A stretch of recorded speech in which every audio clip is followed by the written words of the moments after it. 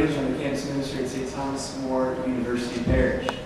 St. Thomas More is joined with Veritas, the Catholic Student Life Group on campus, to bring you a special presentation tonight entitled Abortion and Women's Mental Health, Knowledge to Practice by Dr. Priscilla Coleman. But before I introduce Dr. Coleman, I have just a few notes about this evening. First, Dr. Coleman will present tonight for about 45 minutes, and at the end of her presentation, she'll have about 15 minutes for questions, so please stick around for that. Secondly, we'd like to encourage you to support Dr. Coleman's research, and to do so, you can visit her website. Actually, I'm starting to get ahead there. But you can visit her website at wecareexperts.org. There's also a collection basket in the back provided if you want to donate anything, and all checks can be made out to We Care. Thirdly, whether you are pro-choice or pro-life, we thank you for being here tonight. The Guttmacher Institute, which is Planned Parenthood's research arm, states that there are nearly 44 million abortions worldwide every single year. So no matter what side of the aisle you are on concerning this issue, the impact that abortion has on human life is substantial. Inside these statistics, though, involved in these abortions are real women, real difficult situations. And that is exactly why we're here tonight, because also involved in these real decisions are real effects on the health of women. And if we truly care, both pro-choice and pro-life, about the health of women, then understanding abortion's aftermath is essential to our understanding of how we approach this issue. From a personal standpoint, I have had friends who have had abortions, and walking with them through their decisions has convinced me more than ever that what is needed in this discussion is much more love and much more truth. Tonight, I believe both will be present.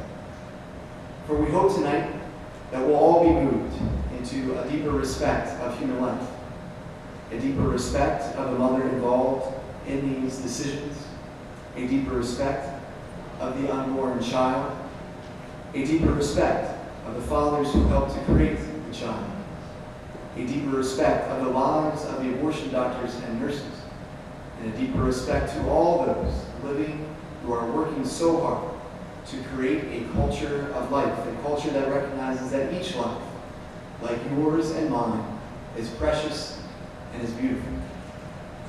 Finally, without further ado, I'd like to tell you a little bit more about our speaker tonight, Dr. Coleman, and also, again, from a personal standpoint, really appreciate her for being here. It's actually her birthday tonight, so the fact that she's taking time out of her birthday celebration, we really appreciate that. Nonetheless, Dr. Coleman is a full professor in human development and family studies here at BGSU. Her PhD training was in lifespan developmental psychology at West Virginia University, graduating in 1998. After a 4-year post at the University of South in Swanee, Tennessee, Dr. Coleman joined the faculty at BGSU. Acknowledging that rich understanding of the human condition is necessarily dependent on analysis of behavior from multiple perspectives and levels of analysis, her research has naturally brought her into contact with ideas and findings from many diverse fields. The outlets for her nearly 50 peer-reviewed journal articles have been in various disciplines, including psychology, developmental, clinical, and social areas, family studies, education and medicine, psychiatry, general practice, obstetrics, and gynecology, among others. She is currently on the editorial boards for 5 international psychology and medical journals. Dr. Coleman has published more peer-reviewed articles on mental health implications of abortion than any other researcher in the world, and she frequently presents her research to audiences across the U.S. and elsewhere. In recent years, she has spoken in Australia, Chile, England, Germany, Ireland, Poland, and Portugal. In May, she will be traveling back to Australia to speak in several cities, and she has an opportunity to address Parliament in Victoria. In the United States, Dr. Coleman has been called to serve as an expert in several state and civil court cases, and has spoken at the United Nations. And in 2007, she testified before the United States Congress. Ladies and gentlemen, we're privileged tonight to have with us Dr. Priscilla Coleman.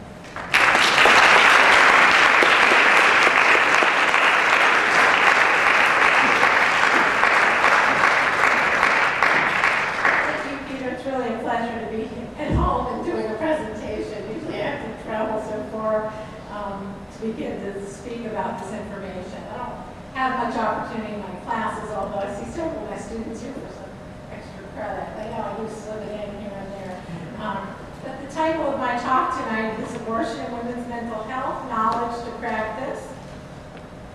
The world literature on abortion and women's mental health has really grown considerably over the past few decades, and the scientific rigor of the published studies has increased substantially.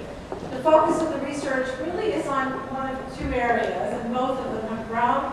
Some of this research looks at identification of risk factors for problematic adjustment, and the other kind of half of the literature looks at the frequency of post-abortion psychological problems.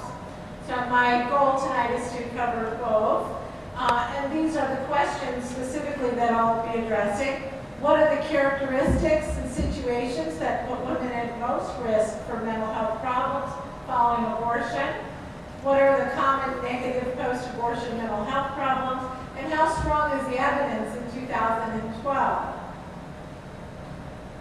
Recently, I searched various databases, the Medline, PubMed, and PsycInfo databases specifically, for articles identifying demographic, personal, relational, and situational factors that increase women's risk for post-abortion mental health problems. I actually had no idea it was as expansive as it is. I looked at over 400 potentially relevant studies. So when my students complain they have to find 6 peer-reviewed studies, I don't feel too sorry for them. I did this in about a month. My older son was helping me in the process, but we then found 258 articles that were pretty relevant. We read through those, and there were 119 original articles specifically related enough to summarize, and we evaluated them as well. And so this is across 40 years here. Based on this search, we found that there are certain risk factors that are more pronounced in the literature. And so I'm going to review the most common risk factors now for psychological problems following an abortion. If the woman felt pressured or coerced by others, that's a risk factor. And a lot of these will seem very commonsensical. But there were 9 studies that showed coercion of some form. If the woman's religious or if she views an abortion to be in conflict with her personal values, 10 studies supported this link. If the pregnant woman was ambivalent about the abortion, experienced decision difficulty, or had a high degree of decisional distress, 21 studies documented that risk factor. If she was committed to the pregnancy or she preferred to carry the child to term, 7 studies. If she believed that the abortion terminates the life of a human being and/or she experienced some level of bonding to the fetus, 6 studies showed this link. And you might think that women who are contemplating abortion would not experience any bonding if the plan was to terminate. There was actually a study conducted in Australia where they found a good portion, I think it was approximately 35% of the women intending to abort felt some bonding, some maternal feelings within the first couple months of the pregnancy. If she had pre-abortion mental health or psychiatric problems, this is a very strong fact that has been repeatedly shown in 31 studies. A lot of the studies that we've conducted recently looking at the effects of abortion, we've controlled for prior psych history to see if there's any unique effect of the abortion. So I'll talk more about that later. If the pregnant woman was an adolescent or a young adult, 15 studies show this association. If she was in a conflicted, unsupportive relationship with the father of the child, 24 studies show this risk factor. If she experienced negative relationships with others in her life, 28 studies. If there were certain character traits present, emotional immaturity, instability, or difficulty coping, 42 studies. Indicators of poor quality care, feeling misinformed, inadequate counseling, negative perceptions of staff, etc., 10 studies.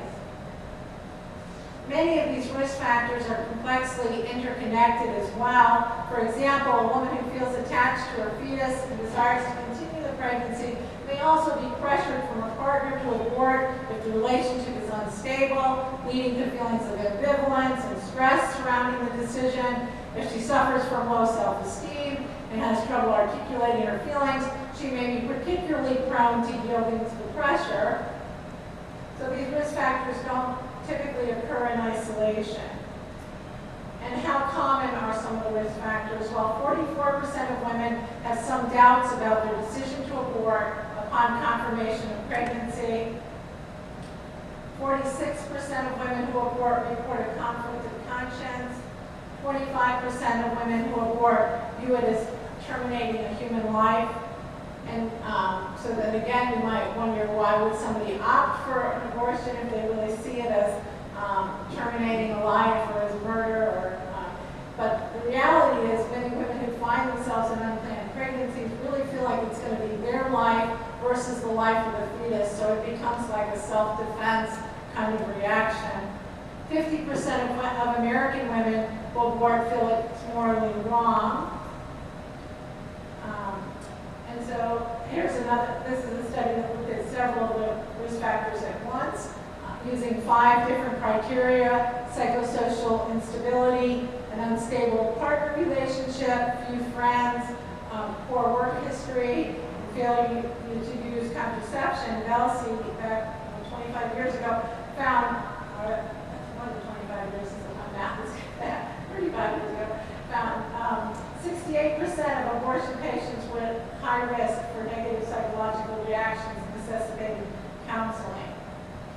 So 40 years of research has shown that when specific physical, psychological, demographic, and situational factors are operative in a woman's life, they are at a significantly increased risk of experiencing mental health problems following abortion. Interestingly, abortion doctors agreed on these risk factors.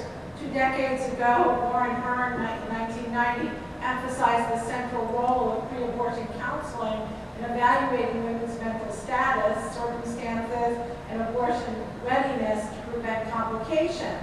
Hearn also discussed the necessity of the counselor being trained to assess whether the abortion patient is a victim of subtle coercion. Baker, in 1995, another abortion provider, similarly stressed pre-abortion screening for risk factors 17 years ago in her book, Abortion and Options Counseling. She specifically stated, in the cases where women do react negatively after an abortion, there appear to be predisposing factors linked to these reactions. There's enough valid research from which we can attempt to assess a client's potential for negative reactions after abortion. Baker recommended identifying these predisposing factors before the abortion: belief that abortion is murder, low self-esteem, ambivalence about the decision, intense guilt and shame about the abortion, perceived coercion to have an abortion, and commitment to the pregnancy. The American Psychological Association acknowledged a number of risk factors for psychological distress in their 2008 task force report. I was actually a reviewer for the APA task force report, and overall I found it a very biased assemblage of what is known. I was given about a month's time to read through this 80-page document and respond to it. We were on our way to Portugal, and I opened up the report on the plane, and I nearly had a heart attack when I saw they had left out like 40 studies that had conclusions that were discrepant from the conclusion I think they were hoping to have for this report. But despite the bias, they still did acknowledge certain risk factors. These are undeniably present in the literature. If the pregnancy is wanted or meaningful, if there's pressure from others, opposition to abortion from partners, family, and or friends, if there's a lack of social support, any level of commitment to the pregnancy, ambivalence about the decision, and low perceived ability to cope. So despite the availability of strong research documenting risk factors and professional awareness, abortion providers rarely, if ever, routinely screen for risk factors and counsel women at risk. And I'll just kind of briefly take an aside here and tell you about a case that I was on in New Jersey. There was a young woman by the name, her name was Stacy Zally, and she committed suicide about a year after an abortion. Her parents did not know that she had the procedure. The boyfriend and the boyfriend's father brought her into the clinic, and she had it without, so it was a situation where she was very much pressured, coerced. It was not her choice. Her family, afterwards said that Stacy, wanted to be a teacher at some point, but she mostly just wanted to be a mom and to get married. That was, her primary goal in life. And so the abortion didn't sit well with her. After the abortion, she began drinking heavily. There were several attempts before she hung herself in her room. But what I found was the whole story is terribly sad. But what was really appalling about it was the information, one aspect of it, that she was provided when she went into the facility. And this was one of the facilities owned by Stephen Brigham, who's been in the news recently because I guess they dropped charges where he was charged with murder. He had lost because he had gone over state lines to perform rape abortions when he wasn't licensed. And so his whole history was really a story. But part of my job as an expert was to analyze the information that Stacy was providing. And in his quote-unquote fact sheet, he had things in there. One statement said that it's common for women to have 20 or more abortions. I've never personally known anybody who's had 20 abortions, and I've collected data on this topic for 20 years. And so that was an outright lie. It's not common. But another thing that was really appalling is it said that, he said that in the information sheet that negative effects were very rare and fleeting, but that most women feel a sense of happiness and hope and all these positive emotions following abortion. And so this poor 19-year-old girl went into a facility thinking, I'm going to come out feeling better. There really isn't anything bad here. And so that, so in the case, we, dissected that fact sheet and another appalling kind of aspect to it was the only counseling she received was like for 10 or 15 minutes with a woman who didn't even have a high school degree. So she was not trained to identify any of these risk factors that have been known in the literature for decades. We're going to switch gears now and talk about the psychological consequences. There is an abundant literature comprised of methodologically sophisticated studies from around the world that now indicate abortion significantly increases risk for depression, anxiety, substance abuse, both alcohol use and drug use, illicit and prescription drugs, suicidal thoughts and behavior. A minimum of 20% of women who abort suffer serious, prolonged negative psychological consequences, and I honestly think that's somewhat conservative. Abortion is further associated with a higher risk for negative psychological outcomes when compared with unintended pregnancy carried to term. And the data indicate that risk for long-term psychological injury is considerably higher with abortion than with other forms of perinatal loss. I just want to quickly review the strengths of some of the studies that have been published in the last 10 years or so. We have larger samples, many that are nationally representative. We've got controls for prior psychological history, controls for personal and situational variables associated with the choice to abort. There's long-term data collection with low dropout rates in some of these newer studies, use of appropriate comparison groups, and comprehensive measures of mental health, often with actual diagnostic codes assigned by trained professionals. Some of the earlier studies just had very simplistic assessments, items like, since the time of the abortion, have you been more depressed or have you been more anxious? But now there are well-constructed scales, and in some cases, it's actual trained physicians and counselors who have diagnosed the individuals in the studies. So here's a sampling of recent studies from around the globe. In 2008, David Ferguson and colleagues published a study in the British Journal of Psychiatry showing the following increased risks associated with abortion compared to unintended pregnancy delivered. It was 61% for suicide ideation, and you can read the numbers there. But what was really interesting about David Ferguson is that he's very much a pro-choice individual. He's an atheist. He describes himself as a rationalist, an atheist. And he went into this investigation fully expecting that the data would confirm his belief that abortion is benign, that the women would not be any worse off after having an abortion. So he was kind of floored by his own data, and then once he wrote up this study, and he's somebody who's published like over 300 journal articles. He's known all over the world for his work with substance abuse and domestic violence.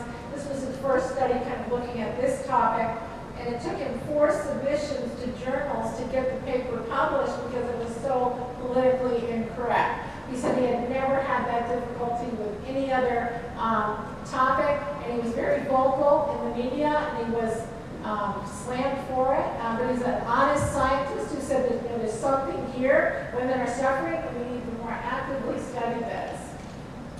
And he was actually personally very helpful to me. He wrote my letter for tenure, my outside letter here at BGSU, and he also wrote, he was an external reviewer for me for my promotion to full professor. So I'm thankful to him personally as well. But he just has a lot of courage because this information is not what a lot of people want to hear. And then published in the same issue of the British Journal Psychiatry was a study conducted by Australian researchers Dingle and colleagues. Women with an abortion history had nearly twice the risk for depression compared to women who had not aborted. And abortion history was further associated with an almost 3 times greater risk for illicit drug use and 2 times the risk for an alcohol use disorder.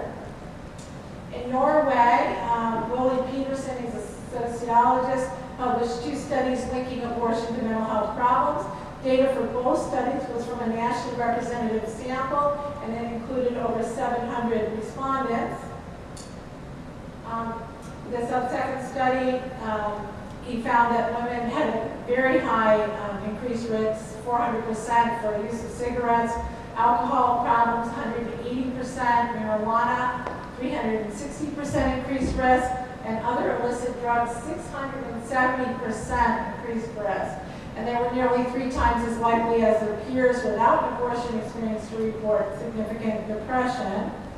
And this study, I was just recently in England and Ireland over spring break and tried to arrange my trips so I don't miss my classes. When I was on that Zally case, I flew back and forth to Philadelphia 3 times. I was on the stand for 3 full days. It's terrible. But this last break was a little easier than that. But we went to England and I spoke in British Parliament, and information was very much needed there because the law in England is a little different. Abortion is legal in England based on a presumed mental health benefits, which have not been established. There isn't literature establishing that abortion is good for women. It's just assumed that it's good for women. So anyway, they really did need that information, and I was in Ireland as well. And while I was there, this study came out, so I inserted this study into my presentation. But the studies just continually come out, and the information just does not seem to be really impacting society that much. They're kind of hidden in the journals unless people hear about them and make an effort to get them into the news. But it's very difficult to transmit this information, and that's part of why I started that nonprofit that Peter mentioned in the beginning. It's called the World Expert Consortium for Abortion Research and Education, WeCare. And the idea is for to have a forum for effective collaboration, but also information dissemination. Whenever a study comes out, I often get bombarded with emails about to interpret it, and from all kinds of people from all over. So it has simplified things. It's been up and running for a couple of months now, and so when the study comes out, I quickly read it, critique it, put the basic information out on the site so that people can have it. And hopefully, at some point, this information will be put to use. But this study was a pretty large-scale study in China, and the data were derived from I never can pronounce this, Anhui, I don't know if anybody knows the correct pronunciation, but Growth Defects and Child Development Cohort Study. The sample consisted of nearly 7,000 women, 47.6% that had at least one abortion. Results indicated women with a history of induced abortion a year or more prior were 49% more likely to experience depression and 114% more likely to experience anxiety in the first semester of a subsequent pregnancy compared to women who had not experienced an induced abortion after controls from maternal education, income, place of residence, and BMI were applied. No differences were observed between women with and without a history of spontaneous abortion. And then I'm going to talk a little bit about my meta-analysis. The APA review that I mentioned earlier, and there have been some other quote-unquote reviews of the literature where the investigator kind of finds everything published and puts it together in their own way, in a way that is prone to bias, and it may not necessarily be that systematic. So what was really needed was a quantitative review of the better studies so that we can get a better handle on exactly what the data is indicating. So a couple years ago over Christmas break, I bought some meta-analysis software. I got my Christmas shopping done, and I went to work on this paper and was able to finish it in about a month. But it basically took the strongest studies published between 1995 and 2009, and I was fortunate in that it was published first submission. Sometimes you submit these papers a dozen times when the results are so blatantly incorrect. But the British Journal of Psychiatry accepted the publication, and it came out last fall. And just to explain a little bit about the meta-analysis, by systematically combining the numerical result from many high-quality studies that address the same basic question, in this case, is there an association between abortion and mental health? Very reliable results are produced. Studies are rated statistically, and meta-analysis offers a logical, more objective alternative to traditional reviews. So the studies that I included had to have at least a sample of 100 or more participants. They had to use a comparison group, have one or more mental health outcomes, and controls for variables associated with the choice to abort. The first meta-analysis, which included 36 adjusted odds ratios from 22 studies, and the full sample size here was over 800,000 women when you put it all together. And the results of this first overall analysis that I did showed that women who have an abortion experience an 81% higher risk for mental health problems of various forms compared to women who have not had an abortion. And this is the data. I know you can't see it, but you can definitely see the pattern. If abortion were not having a systematic effect, then you would all of those horizontal lines that almost look like airplanes would be I said hovering, and somebody told me I was mixing metaphors, so I can't say hovering if I'm talking about airplanes, but I think you'll know what I mean. So the airplanes are hanging around. If they were hanging around that center line, then that would show no systematic effect. But because they are shifted to the right quadrant there, it looks like, you can see just by glancing at it that there's something systematic. And that all boils down to an 81% increased risk. I also did a second meta-analysis within this study with separate effects based on the type of outcome, and so whether it was marijuana or suicidal behaviors or alcohol use and abuse, depression or anxiety, the level of increased risk ranged from 34% to 230, depending on the nature of the outcome. And then here's the data again, sort of rearranged by outcome.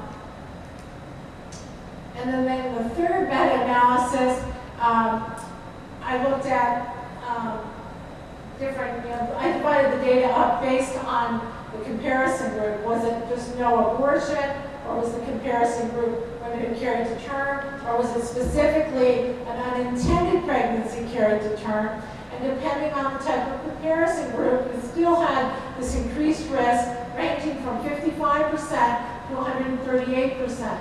And that 55% that was associated with the comparison of an unintended pregnancy delivered is very important because a lot of the prior work dealt with women who delivered a wanted pregnancy or it wasn't identified one way or another, and really comparing women who have wanted pregnancies to women who abort. In some ways, it's like comparing apples to oranges because women are likely at a very different place in their lives if it's a wanted pregnancy. But when you take unintended pregnancy carried to term as the control group, you've kind of equated the women a little better in terms of their background circumstances. And the APA report and some of the other narrative reviews that have come out have claimed that when you compare abortion to unintended pregnancy delivered, that there is not an increased risk. While, there is a systematic risk, and it's demonstrated here numerically. And so that's a really important point, and it needs to get out there. I just started another data collection effort working with several crisis pregnancy centers. The heads of Heartbeat and CareNet are going to be assisting with this to try to identify women. And what we're looking at is not just women who have had abortions, but women who actually went to an abortion facility, were very close to aborting, but changed their mind. Because that is an even better control group than unintended pregnancy delivery. These are women who were just like one hair away from undergoing an abortion and changed their mind. So we're looking at that questionnaire is like 400 items, and we're looking at the whole decision process, people who were involved in that decision, and so forth. And there's the data rearranged based on comparison group. There's another statistic that I calculated, and I realize most people aren't up on statistics, but there are some important numbers. In addition to that 81% increased risk, I also calculated the population attributable risk statistic and found it to be 10%. And what this tells us, we can say fairly definitively that nearly 10% of the incidents of mental health problems, so thinking about all the incidents related to any psychological problems, 10% of that is directly attributable to abortion. So if abortion didn't exist, 10% of women who were suffering would not be suffering from psychological difficulty. Now, there obviously are studies with different conclusions, and a lot of times I don't recommend you ever Google my name. You'll see how very hated I am. And I'm pretty lucky to still have this job, so I was a little bit leery about talking about this research so openly right here where I live and work and count on my paycheck and everything. But I'm not well liked out there by certain groups because this information is very threatening, and I've been probably the most vocal person who's trying to get it out there, And I just feel every day, almost every day, I hear from women who've suffered from abortion, kind of encouraging me to just keep plugging ahead. But there are lots of studies out there and that are claiming different results than what I have claimed here tonight and what I've written about and published about. But if you look at them carefully, there's usually some very serious methodological problems. Occasionally there might be a study where there isn't any effect or a strong effect, but overall, if you look at the quality of the studies, particularly these narrative reviews, there are major flaws. So beginning with the APA report in 2008, there have been several narrative reviews on abortion and mental health, along with original papers published suggesting that abortion is generally not associated with adverse mental health consequences. But when we carefully look at the methodologies, there are problems. And so I firmly believe that some of these other studies should not be trusted, including the American Psychological Association report, as a basis for training protocols or healthcare policy initiatives. And part of the problem is we have these big professional groups denying that there's anything going on here. And so the medical schools, the PhD programs, the master's level counseling programs, people who are learning to enter the service fields like that are not being trained to recognize this as a trauma. And so we are so far from being able to provide the treatments because the professional organizations haven't even acknowledged that some women might be suffering. So let's look at some of the studies with different conclusions. And I have done a lot of critiques, and they're posted at the website. If you're interested or you ever need information on this topic, you can go to that website. I'm going to highlight a few of the major shortcomings characterizing the most recent original paper that came out and a review. And even if you don't have any statistical or research methods training, the flaws in these studies are so glaring that I feel like a third grader could understand that they're not sound science, and yet they're published in top journals. This one by Moe Olsen, Danish researchers. The titles there was published in the Archives of General Psychiatry. The main results reported were that risk of psychiatric readmission was similar before and after first trimester abortion. However, risk of readmission was higher after giving birth compared to before birth.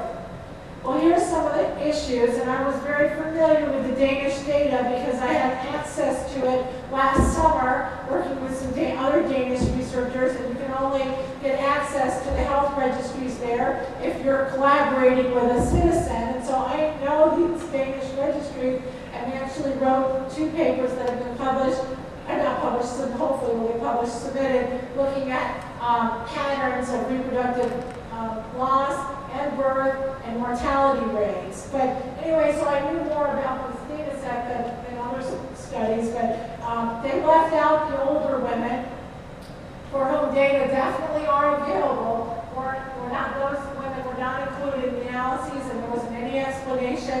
And this is the big one. Out of the total sample of over 8,000 women, 952, nearly 12%, were in both groups, the abortion and the birth group.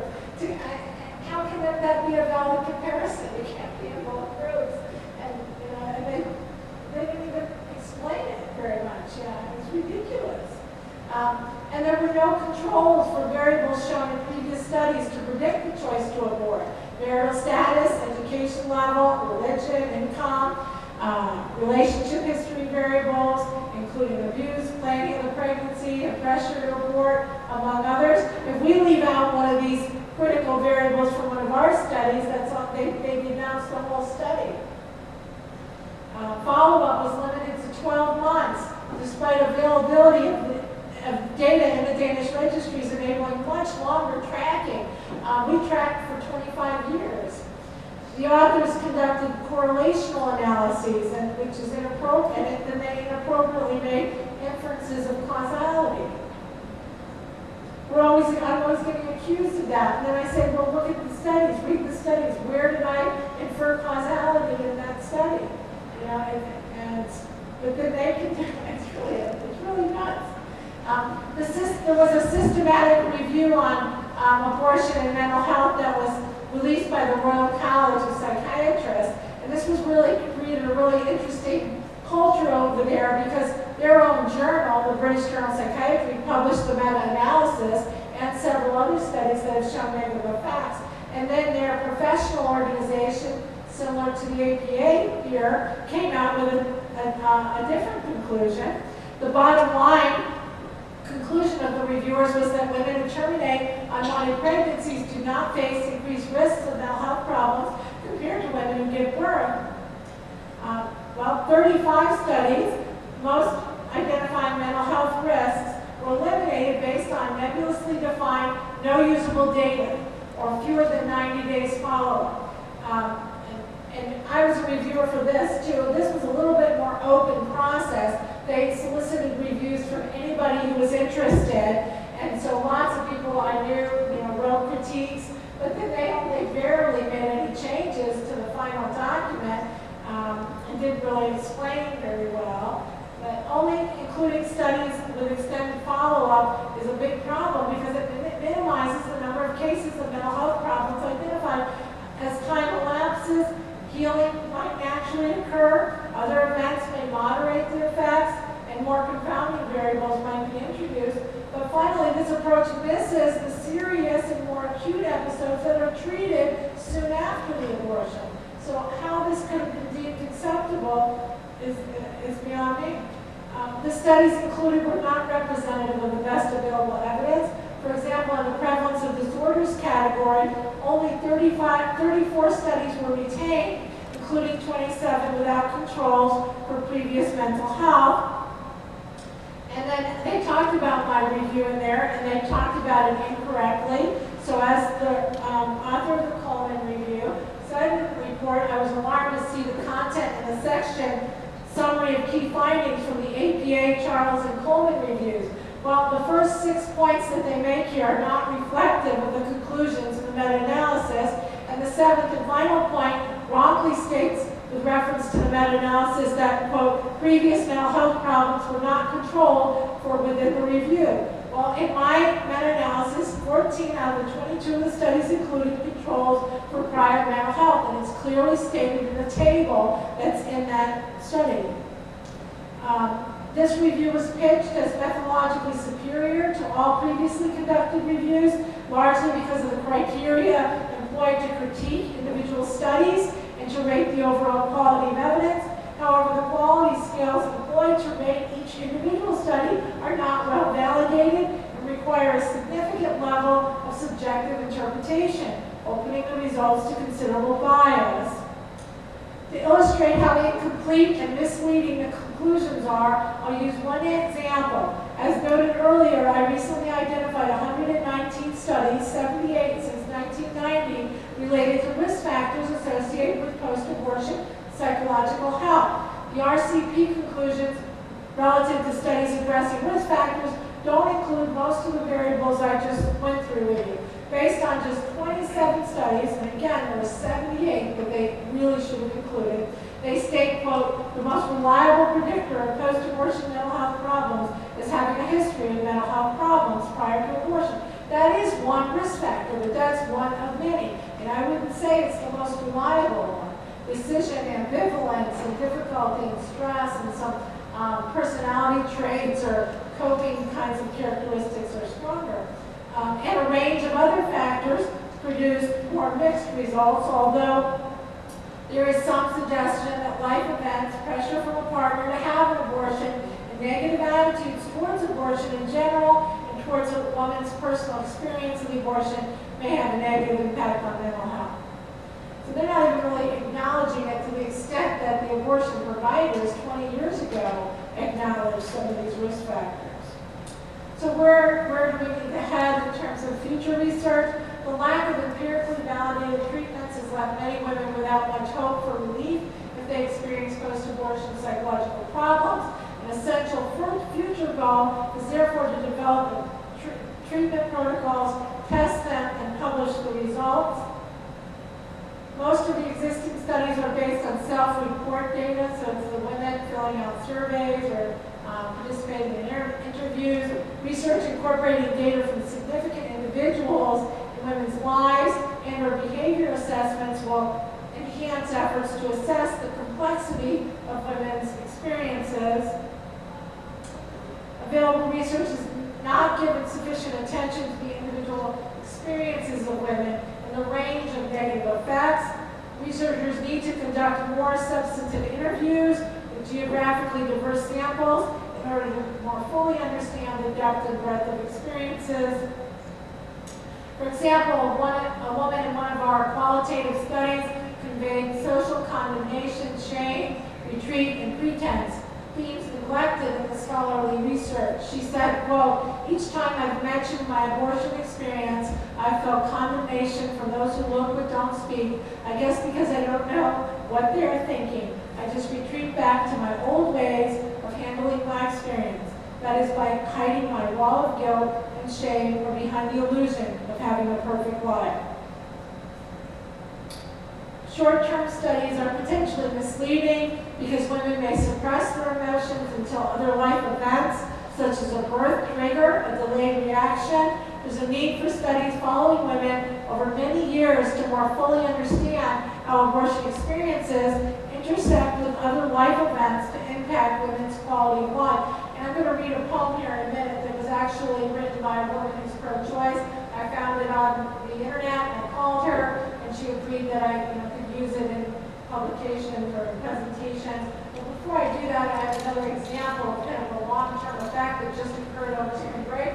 We were flying from London to Ireland. We were just there 24 hours, and it was a fairly small plane on Aer Lingus. And the steward, my husband and I, Brian, were there. We got into a little bit of a, not like an argument, but we were placed in that row. It was 12, and we have to take responsibility to push the door out, if we get in a crash.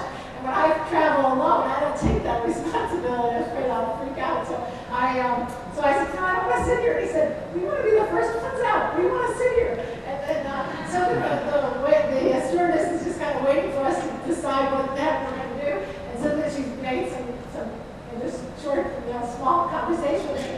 She asked where we were going, and I said, we're going to Dublin, and I would do a presentation.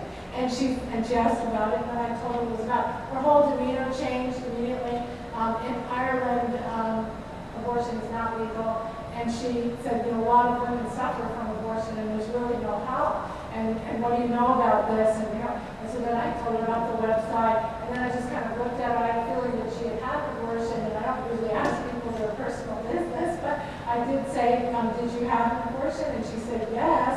And then she wouldn't leave my side. When we first got on the plane, we asked about coffee, and she said, there's a charge. Well, after I talked to her for a few minutes, she was giving us free coffee, free candy bars, we were getting all this stuff. She said, I'll catch you later. But she was craving the information so badly, so I just kept talking to her and trying to tell her that she said that she had had her abortion 20 years prior, and this girl looked like she was 22. I couldn't believe she was all that. I said, that's not possible. Babies don't have abortions. But she was 38 years old, and so apparently it happened when she was 18, and her mother kind of pushed her into it. She flew to London for it because it's illegal. She said she's almost never on that plane, on that route, because every time she flies to London, all the feelings come back. But she had undergone some treatment with a religious group, and so she was finding some peace about it. She had attempted suicide, just everything in the literature, this stewardess that I had to run into. And then there's some remarkable parts, and she said, well, where are you speaking? And I said, I don't even know. They're picking us up. It said it's associated with the University of Dublin, I think. It's at a hospital somewhere. I don't know, I'm sorry. But so then we get there, there were probably about 40, 50 people there. And my husband's father first, the stewardess found us. And she was in the room. It was mostly just doctors, and the stewardess and her friend.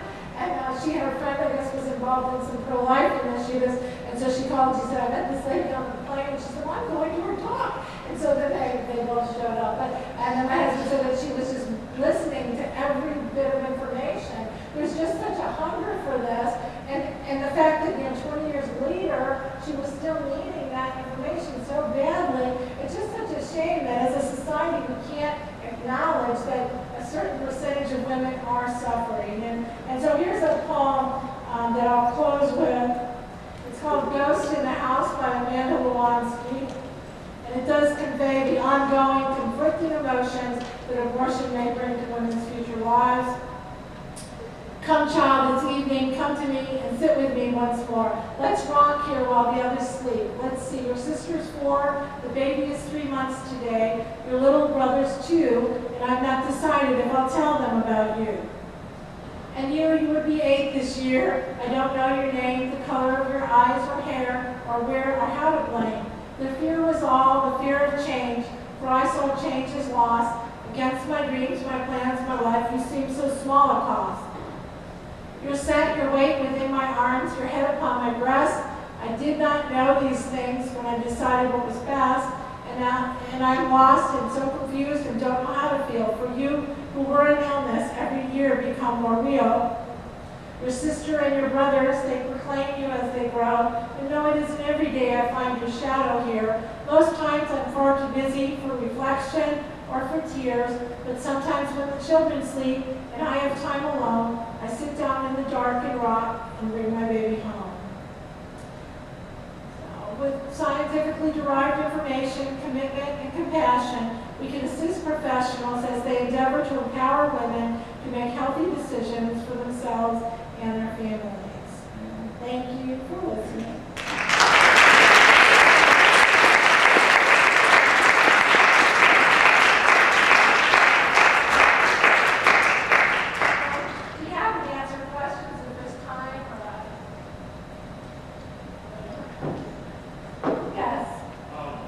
Do you know of any effects on men who persuade their girlfriends or women to have abortions?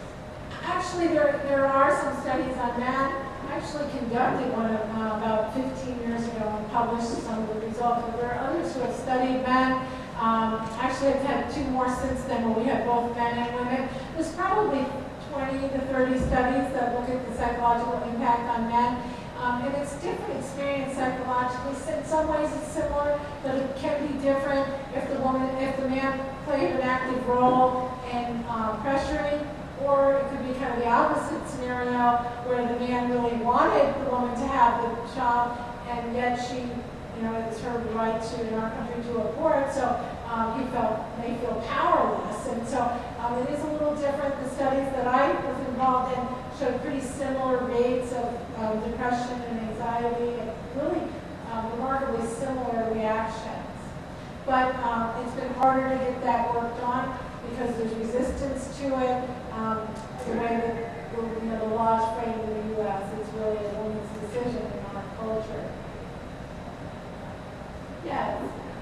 I have a question. A lot of states are kind of exploring laws that mandate that people who are about to get abortions have to constantly report it or they see the ultrasound for 24 hours. Have there been studies about that, pretty common on that, about women having pre-abortion counseling or women seeing the ultrasound before they have abortion? Well, I know there's data that indicates that about 80 to 85% of women who actually see an ultrasound will change their mind and decide not to abort. So,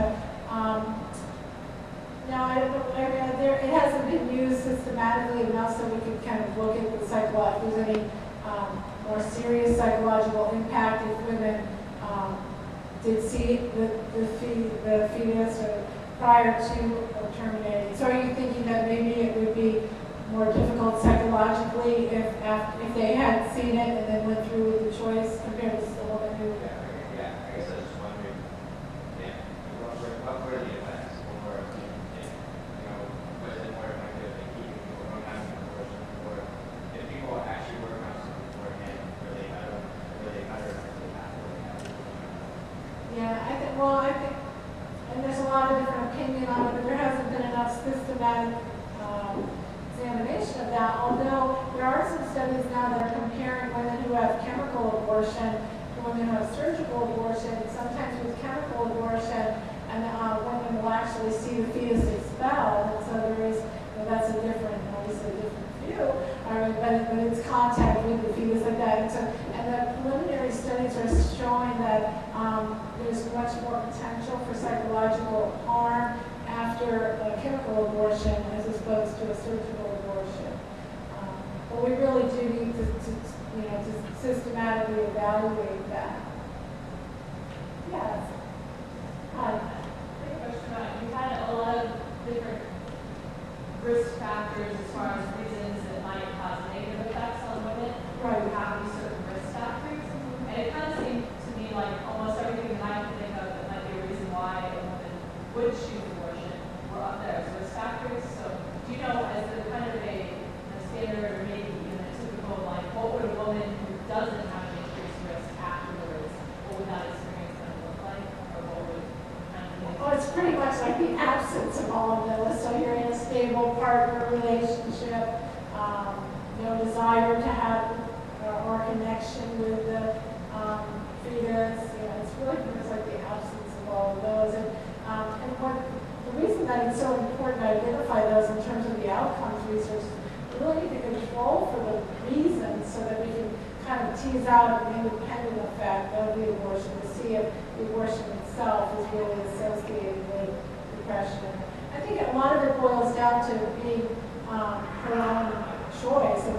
With so many women, if they're having abortions to please a partner or parents, with that pressure to abort or coercion is one of the really systematic effects. And it's one where both, whether you're pro-choice or pro-life, you ought to be pro-women making a decision that's going to work for them, that's going to be consistent with their values and where they are in life. And so I don't think anybody would think it's okay that a woman be pressured into an abortion. She doesn't know why. And so, I think that what has to happen, there has to be better counseling. And I think if there were better counseling, a lot fewer women would be having abortions because it doesn't sit well with a certain percentage of women, a fairly high percentage. And if the counseling were effective, those women would be, teased out and they would have a pursue adoption. Yeah. It sounds like a lot of your research had to do with European and maybe United States. And I'm just curious about Asian countries, or China, for example, where there's so much Forced abortion. forced abortion, things like that. Some of your research comment on that aspect. Well, one of the studies actually was from China that just came out that I went through a lot of them, but there hasn't been as much out of China, probably because of its communist regime. It's a little harder for investigators to get in there to do research, but my personal view is we're probably going to find a lot higher rates of trauma there because after that first child, women are made to abort, and so forced abortion is commonplace there, and it's such a strong risk factor.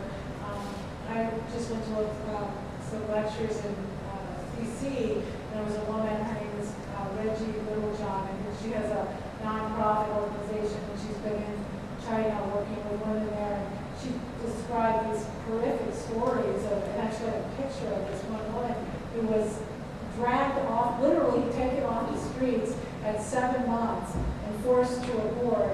And then, so they aborted the child, and they asked for some fee for burial. She couldn't provide it, and they plopped the dead baby on her bed with her. I mean, unbelievable stuff. And I think in China, if you have more money or position, that sometimes you can work it out so that you can have another child. So it's mostly these poor rural women who are being, they are literally forced to abort. And so I think the potential for psychological trauma is huge there. Amy?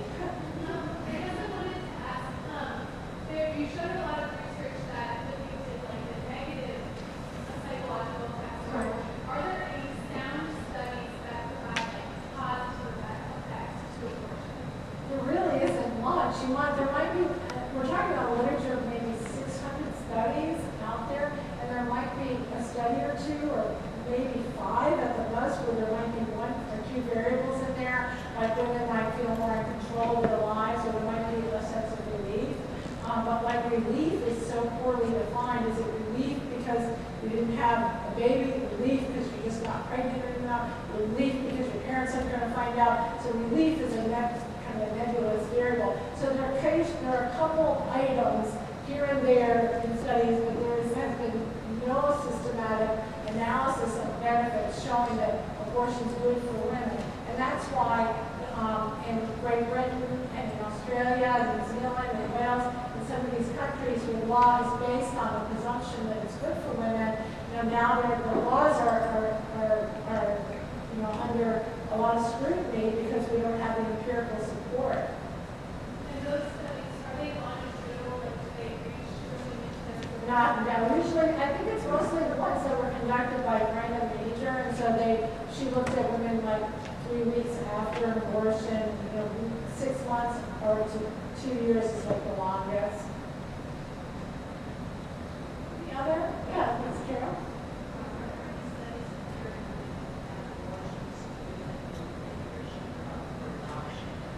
There really aren't. I mean, there are studies that have the birth mothers have kind of been neglected in the psychological literature generally because sadly they're not respected very much, and so the focus is more on the adoptive parents and on the adjustment of the children. So we've kind of neglected birth mothers generally, and they're finally getting more respect, and they're being studied more systematically. But studies that actually directly compare the choice to abort or give up for adoption just aren't out there. I think we have time for 1 more question. Okay, yes? the government can install some information into counseling for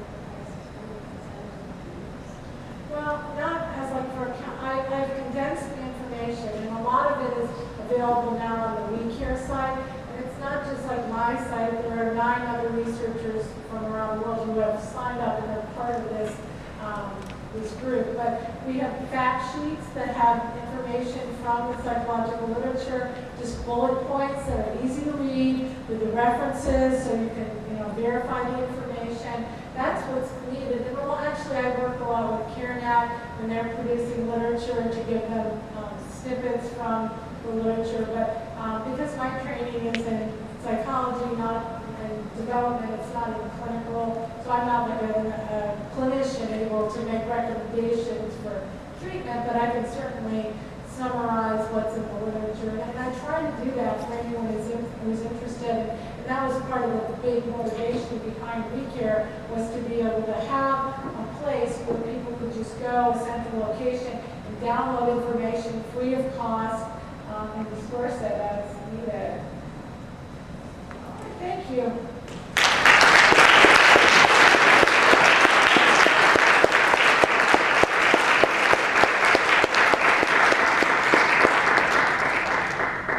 Thanks to everyone for coming out tonight. I think as we move forward to build a culture which is respectful of all life, it's important to remember these things as we care about the health of the women involved in making these decisions. And again, another huge thank you to Dr. Priscilla coming on your birthday to talk